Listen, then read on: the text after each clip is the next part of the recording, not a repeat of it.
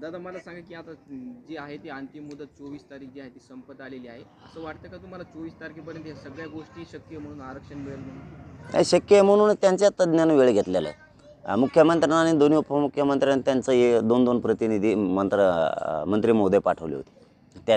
त्यांच्यासोबत त्यांनी तज्ज्ञसुद्धा आणली होती, ज्यांना कायद्याचं पूर्ण अभ्यास आहे आणि कायद्याच्या चौकटीत कसं बसतं हे सुद्धा तज्ज्ञ त्यांनी आणले होते. आयोगाचे अध्यक्षसुद्धा आणले होते. यापेक्षा दुसरं कोणी असू शकत नाही राज्यात. त्यांनी 24 डिसेंबरपर्यंत वेळ घेतलेला आहे की याच्यात होतं आहे, करता येतं आहे. फक्त 24 डिसेंबरपर्यंत 2 महिन्याचा वेळ दिला.